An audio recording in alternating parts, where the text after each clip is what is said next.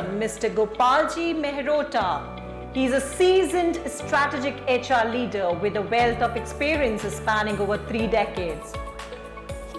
Mr. Gopalji Mehrotra is presently working as CHRO-ACME. Excels in partnering with board and CEOs to steer large-scale global transformation, particularly for business at critical junctures. His extensive career encompasses 6 diverse industry sectors, including FMCG, manufacturing, pharma, automobiles, IT, and chemicals. And his hand-on experience in 21 countries has significantly contributed to the growth of business through accelerated global expansion, cultural transformation, and mergers and acquisitions. Currently, he leads HR at HMEL, where he is instrumental in driving the transformation of a $12 billion oil and chemical enterprise into a $25 billion integrated energy corporations. His passion for building high-performing teams and nurturing leaders is evident in his role, and he is also an ICF certified MCC coach and mentor to CZOs. Beyond his professional achievements, he is a history enthusiast with a keen interest in the evolution of world civilizations and cultures. As an explorer, he enjoys adventure and nature, often found trekking in the Himalayas or on off-roading trails. His blend of strategic insight, cultural curiosity, and adventurous spirit truly defines his exceptional profile. So, ladies and gentlemen, please put your hands together to welcome Mr. Gopalji Mehrotra.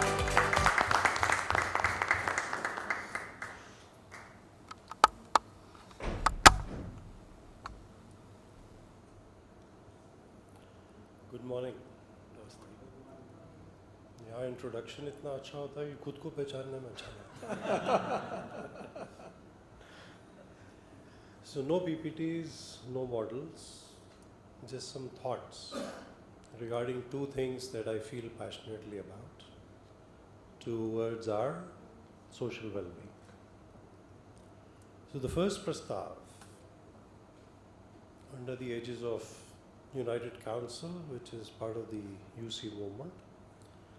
The first prastav is regarding Udyam, that is remunerative and entrepreneurial livelihoods for rural women.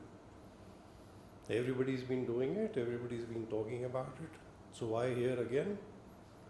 Because I feel that much more sincere effort is still required, and the emphasis is on the word sincere. Why do we need it? Because without economic independence and decision-making agency, here what I'm referring to is that unfortunately this section of society, rural women, even do not enjoy their own decision-making agency.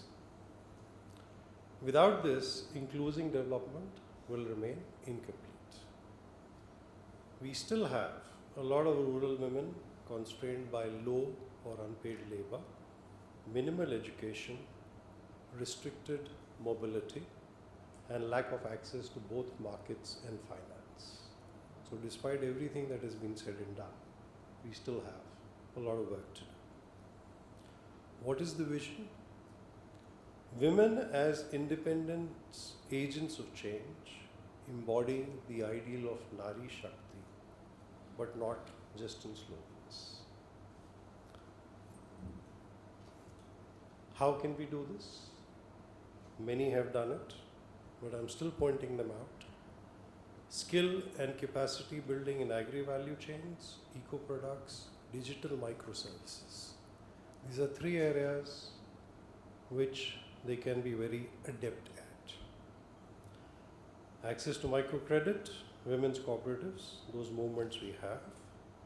What is lacking is still market linkages, their participation in e-commerce, and in overall supply chain integration. What they require is mentorship, leadership development, and financial literacy. And this needs to be institutionally embedded through panchayats, CSR and ESG mandates such as what we are discussing here. One example whether this can be successful, there is a pan-India organization Hand in Hand who I have worked closely with, and they have demonstrated that 85% of trained women through CSR programs, 85% of trained women, they started micro enterprises and the household income rose as much as 91%. See, this is rural. Agricultural income I know doesn't get reported, but very sadly, women in those families do not enjoy access to cash for their own needs. I mean, it's all family.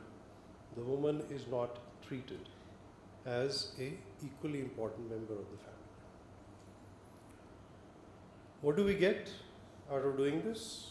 We will get not only higher household income and poverty reduction, but also improved education and health outcomes, and which will contribute directly to the SDGs of gender equality, decent work, and reduced inequalities overall.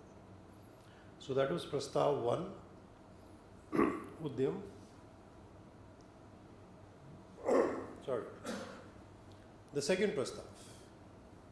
The second Prastav is about Yuva Vridh Bandhan, or intergenerational social capital regeneration. A bit akin to what Dr. Sahai already spoke about earlier. She talked about the happy hormones generated through collectivism. This Prastav is being suggested because urbanization and migration, they have weakened the traditional social bonds, eroding both trust and values. The youth, as a result, the youth don't feel rooted, and the elders, they feel sidelined. So this magic combination which we had is getting eroded. The vision, create a Sangam, that is a confluence where youth and elders co-create solutions. They combine both innovation and wisdom, thus regenerating social capital or Samajik Bandhan. The how of this strategy will be Yuva Vridh Mandals for community planning, mentoring and reverse mentoring. We was talking about the world is found in smartphones by the youth. Fair enough. Digital skills from the youth and wisdom from the elders. Let's combine the two. Joint heritage and environment projects, and again embed this in schools, panchayats and CSR initiatives, something which Dr. Srikanth was talking about. What do we get? Expected outcomes are strengthened trust and social cohesion, better adoption of development programs through this bond, increased crisis resilience. We've become a very reactive, we're not responsive, we are a very reactive society. We burst. The eminent Vice Chancellor from JNU was talking about the anger and frustration at her campus.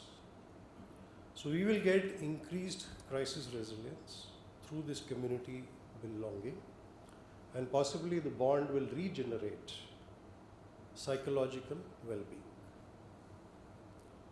In conclusion, in less than the last 46 seconds left, in conclusion, Sankalp ye hai ki together these two actions, Udyam and Samajik Bandhan, they form a complementary strategy for holistic well-being.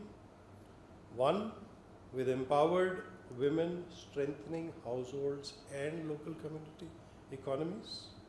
And second, the intergenerational social capital sustaining community resilience. Let Sarve Bhavantu Sukhinah. I hope it becomes a practice and not an annual prayer that we indulge in. Thank you very much. Thank you.